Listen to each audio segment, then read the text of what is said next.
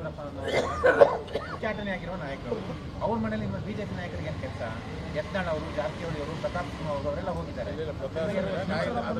ನೋಡ್ರಿ, ಯತ್ನಾಳ್ ಅವರು, ಪ್ರತಾಪ್ ಸಿಂಹ, ಯತ್ನಾಳ್ ಅವರು ಮತ್ತು ಇನ್ಯಾರು ಹೋಗಿದ್ರು ನನಗೆ ಗೊತ್ತಿಲ್ಲ. ಯಾಕೆ ಹೋಗಿದ್ರು ಅದ್ರ ಬಗ್ಗೆ ಅವ್ರನ್ನೇ ಕೇಳಿ.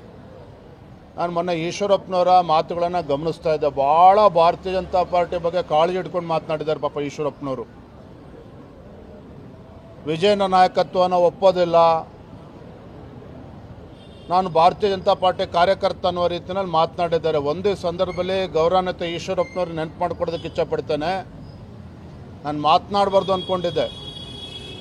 ಯಾವ ಈಶ್ವರಪ್ಪನವರು ಪಕ್ಷ ವಿರೋಧಿ ಚಟುವಟಿಕೆಯಿಂದ ಭಾರತೀಯ ಜನತಾ ಪಾರ್ಟಿಯಿಂದ ಉಚ್ಚಾಟನೆಗೊಂಡಿದ್ದಾರೆ, ಯಾವ ಈಶ್ವರಪ್ಪನವರು ಲೋಕಸಭಾ ಚುನಾವಣೆ ನಡೀತಕ್ಕಂಥ ಸಂದರ್ಭದಲ್ಲಿ ನರೇಂದ್ರ ಮೋದಿಜಿಯವರ ಕೈ ಬಲಪಡಿಸ್ತೇನೆ ಅಂತೇಳಿ ಶಿವಮೊಗ್ಗ ಲೋಕಸಭಾ ಕ್ಷೇತ್ರದಲ್ಲಿ ಸ್ವತಂತ್ರವಾಗಿ ಸ್ಪರ್ಧೆ ಮಾಡಿ ಠೇವಣಿಯನ್ನು ಕಳೆದುಕೊಂಡಿದ್ದಾರೆ ಪಾಪ ಈಶ್ವರಪ್ಪನವರು. ಯಾತಕ್ಕೋಸ್ಕರ? ಪಕ್ಷಕ್ಕೋಸ್ಕರ ಅಲ್ಲ, ತನ್ನ ಮಗನ ಸ್ವಾರ್ಥಕ್ಕೋಸ್ಕರ ಇವತ್ತು ಭಾರತೀಯ ಜನತಾ ಪಾರ್ಟಿ ವಿರುದ್ಧ ಪಕ್ಷ ವಿರೋಧಿ ಚಟುವಟಿಕೆ ಮಾಡಿದ್ದಕ್ಕೋಸ್ಕರ ಇವತ್ತು ಉಚ್ಚಾಟನೆ ಆಗಿರ್ತಕ್ಕಂಥದ್ದು. ಹಾಗಾಗಿ ಮಾನ್ಯ ಈಶ್ವರಪ್ಪನವರಿಂದ ಭಾರತೀಯ ಜನತಾ ಪಾರ್ಟಿ ಬಗ್ಗೆ ಅದರ ಕಾಳಜಿ ಸ್ವಲ್ಪ ಅವ್ರಿಗೆ ಎಷ್ಟಿದೆ ಕಾಳಜಿ ಅಂತಕ್ಕಂಥ ನಮ್ಮೆಲ್ಲರೂ ಕೂಡ ಗೊತ್ತಿದೆ. ಹಾಗಾಗಿ ಇವತ್ತು ನೆನ್ನೆದನೇ ಯಾರು ನಾಯಕರು ಹೋಗಿದ್ದಾರೆ, ಯಾತಕ್ಕೆ ಹೋಗಿದ್ದಾರೆ ಅದ್ರ ಬಗ್ಗೆ ನನಗಂತೂ ಮಾಹಿತಿ ಇಲ್ಲ. ರಾಷ್ಟ್ರ ಮಟ್ಟದಲ್ಲಿ ಆ ರೀತಿ ಯಾವುದೇ ಚರ್ಚೆಗಳು ಈ ವಿಚಾರದಲ್ಲಿ ನಡೆದಿಲ್ಲ. ರಾಷ್ಟ್ರ ಮಟ್ಟದಲ್ಲಿ ಇವತ್ತು ಈಶ್ವರಪ್ಪನವರು ವಾಪಸ್ ಪಕ್ಷಕ್ಕೆ ಬರಬೇಕು ಅಂತ ಹೇಳಿದ್ರೆ ರಾಷ್ಟ್ರ ಮಟ್ಟದಲ್ಲಿ ಚರ್ಚೆ ಆಗಬೇಕು.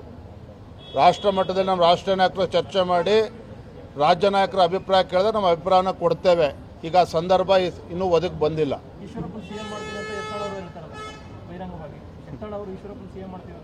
ಯಾರ್ಯಾರು ಹಣ ಬರದಲ್ಲಿ ಏನೇನಾಗಿ ಬರೆದಿದ್ದು ಅದು ಆಗಲಿ. ಅದು ನಂಗೆ ನೋವು ಇರ್ತಕ್ಕಂಥ ಸಂಗತಿ, ಒಬ್ಬ ಹಿರಿಯ ನಾಯಕರು ಈಶ್ವರಪ್ಪನವರು ಶಿವಮೊಗ್ಗದಲ್ಲಿ ಪಾಪ ಠೇವಣಿನೂ ಕೂಡ ತೆಗೆದುಕೊಳ್ಳೋಕೆ ಆಗಲಿಲ್ಲಲ್ಲ, ನಾವು ನೋವು ನನಗೂ ಕೂಡ ಕಾಡ್ತಾ ಇದೆ. ಅಂಥ ಒಬ್ಬ ಹಿರಿಯ ನಾಯಕರಿಗಿಂತ ಪರಿಸ್ಥಿತಿ ದುಸ್ಥಿತಿ ಬರಬಾರ್ದಿತ್ತು. ಹಾಗಾಗಿ ಇಷ್ಟು ಮಾತ್ರ ಹೇಳ್ತಾನೆ,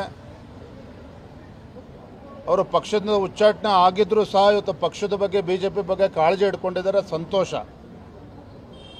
ಇಷ್ಟು ಮಾತ್ರ ಸಂದರ್ಭ ಹೇಳ್ತೇನೆ.